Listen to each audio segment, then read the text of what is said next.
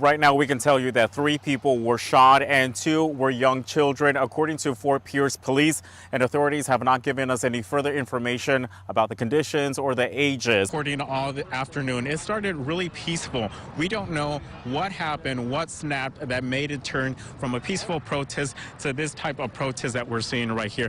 Of course, there's a lot of anger, there's a lot of frustration among the community on the treatment, on how police treated George Floyd in Minneapolis. Streets in Guanica are blocked off, just like this one where I'm standing, because buildings like the one behind me, you can see there's a lot of cracks and it's not safe. And it just looks like that pillar right there is about to give way. Officials say the bodies and the remains that are found are sent to the medical examiner's office and are using DNA samples. After hearing of the protests in Cuba, many of them came here to show solidarity. Yes, it is highly important to put out as much information as possible, especially in Spanish. Many of our viewers are Latino, and we wanted to give them a chance to ask health questions in their native tongue. Les saluda Josh Navarro con sus noticias de esta semana. Autoridades investigan un accidente de construcción que mató a 2 trabajadores latinos en Boynton Beach.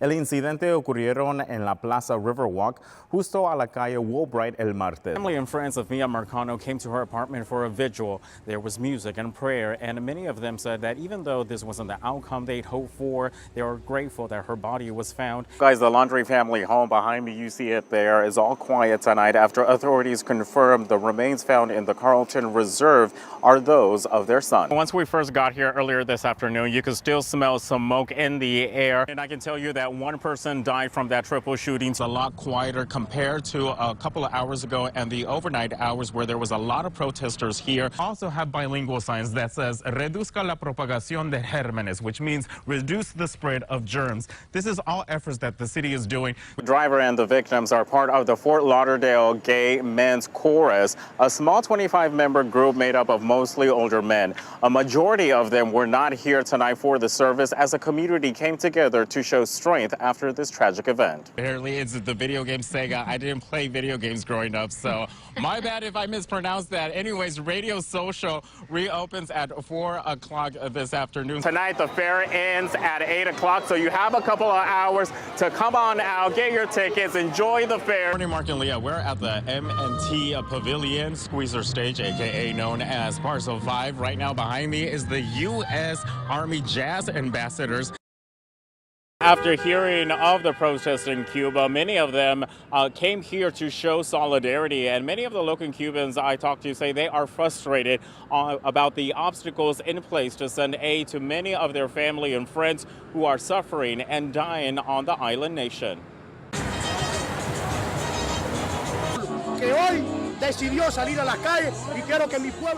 We are with him, is what Juniel Leiva is saying. He was among the first people to gather in West Palm Beach to protest against the Cuban government after hearing of the demonstrations in his home country. He says no more misery, no more hunger, and no more abuse and police abuse. His sign, spread on social media, brought others to join him. Protesters here say Cuba has suffered for a very long time. I want there to be justice because honestly over there we're killing ourselves. Like the government is killing the people and they don't let us communicate with them. They don't let us, there's nothing. No sort of communication. They don't let us help them. There's nothing. We can't have medicine. Carmen Diaz recently traveled to Cuba and says there is a huge lack of basic necessities. I have been in Cuba several times and I have experienced and seen, even with money, the lack of everything, and I have to go to a hospital in Cuba. I have a lot of friends there, and I believe it's a genocide what is happening right now in Cuba. For decades, Cubans have lived under the Castro regime and now is mired in its worst economic crisis in decades. This protester says the government doesn't want to receive medical help to our people. This dictatorship must end. We have to support him as much as we can. I mean, we can't let him just see what's going on and not do anything about it. Nosotros le estamos pidiendo a todo el pueblo de Cuba que se una por la libertad de esta causa.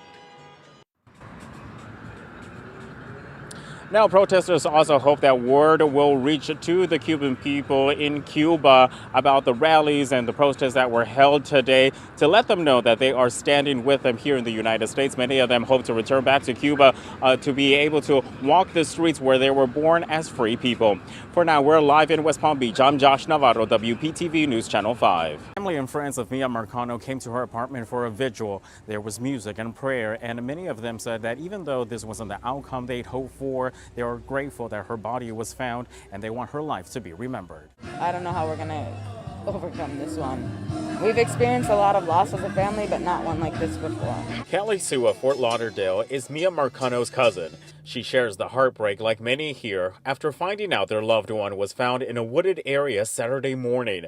They shed tears and held candles to remember her life. Sue expressed regret and frustration at the vigil. Figuring that we'd find her somewhere. She might just be a little bit hurt or broken, whatever, but we could fix her, and we would do everything that we could have done to fix her. Orange County Sheriff John Mina says members of the emergency response were doing a walkthrough at this complex at Temperscan Apartments Saturday morning. Authorities say the suspect in the case, 27-year-old Armando Caballero, used to live there. Cell phone records showed us that Caballero was in or near the Temperscan Apartments on Friday evening between 8 and 9 o'clock. That's the evening that she was reported missing. And he was there for about 20 minutes. Nothing in the records indicate that he ever returned there. Sheriff Mina says a purse was found next to the body that had Marcano's ID, and at this time they cannot determine the cause of death. You know, obviously there's still an autopsy that needs to be done, so we'll be able to piece together, I think, exactly what happened. And you know, I do think that he was trying to throw authorities off the trail by going all over the place, by going up to New Smyrna Beach, maybe in an effort to possibly get away with this before he took his own life. Sue says even though this wasn't the outcome they'd hoped for, they wanted people to remember Marcano as a vibrant college student and who aspired to work in sports medicine. Like I mentioned, I've been here since day one, and I'm angry that we didn't find her on our own and that we didn't find her okay and well. In Orlando, I'm Josh Navarro, WPTV News Channel 5. Dame como unos 5 o 10 minutos más. La Cocinita Latina in Palm Springs serves up authentic Puerto Rican dishes. It's been locally owned for 6 years. The owner says they've applied for relief aid last year, which helped them keep afloat. And now with more federal aid to be made available starting Monday, they say every cent helps. Everybody's business is down because that's good for the business. Money. We have family, everybody needs help. The Small Businesses Administration is opening up applications for its Restaurant Revitalization Fund, and $28.6 billion is up for grabs. Business owners can recoup up to $10 million of pandemic-related losses. Busy all the time. Look at that. That's a blessing. God is good. Omar Alvarado is a franchise owner of La Michoacana ice cream shop in Lake Worth. He opened his doors last year in the middle of the pandemic. And I ain't never been worried. In this situation, right now, everything's gonna be just going like better day by day. Alvarado says his faith and community support have helped him get through the tough times, but says federal relief would really ease the burden financially. I would very appreciate if they give me, help, because I need to pay and handle the employee, payroll, and that's the best part. That's the more difficult part of the business. And that's the number one, the employee, and you need to take care of the employee. After that, you got everything. The Small Business Administration will accept applications starting tomorrow on Monday. We're told priority will go to women, veteran, and minority-owned businesses for the first 21 days. In Lake Worth, I'm Josh Navarro, WPT. At the intersection of Northeast 1st Street and Northeast 2nd Avenue in Delray Beach is the LGBTQ Pride Crosswalk. It's dedicated to Nicholas Coppola. This was something that I considered that was for all of us, but I as personal as I took it, I take it on behalf of the community, the damage that was done. This was an assault on an entire community. Police say 20-year-old Alexander Jarek turned himself in after a concerned citizen forwarded cell phone video alleging Jarek burned out intentionally on the Pride intersection on Monday. Police say the skid marks are about 15 feet across the painting. This is, like, again, they say that there's a surface, but these wounds run deep.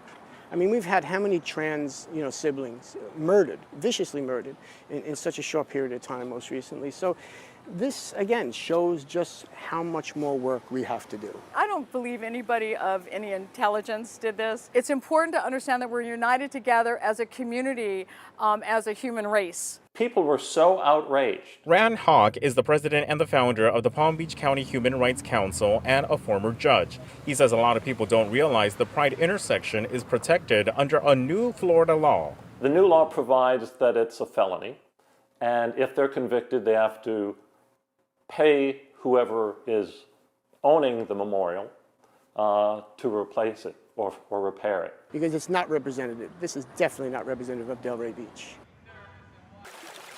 Me and my brother was born here in the United States and grew up in Miami. So we're the first generation here. Wendy Lowe is the curator of education at the Murakami Museum and Japanese Gardens in Delray Beach. Her parents, Chinese immigrants, and she loves teaching Asian culture today.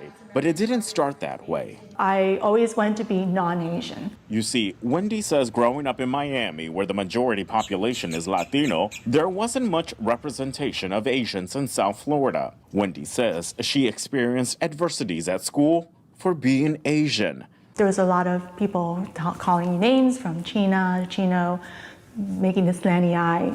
And she wanted to change her look to fit in. I want to be blonde hair, blue eyes, because everyone was accepting of people not of other ethnicities. But when I went through high school and then college, I found myself. I started becoming very proud of my heritage.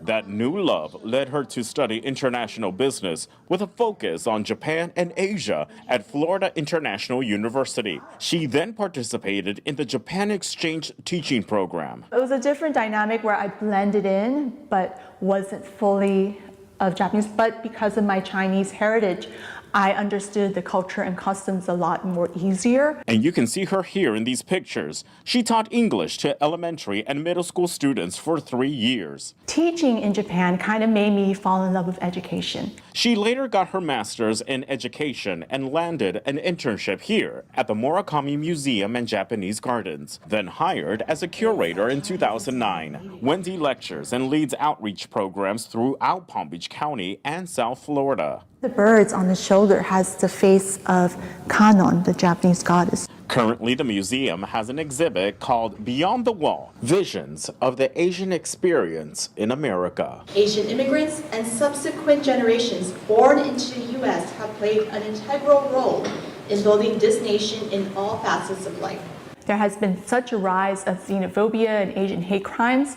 I think it's very important to say, hey, we Asians are here. We should be seen. And let's have a conversation. A conversation Wendy Lowe hopes will create a better, inclusive environment in our community. In Delray Beach, I'm Josh Navarro, WPTV News Channel 5.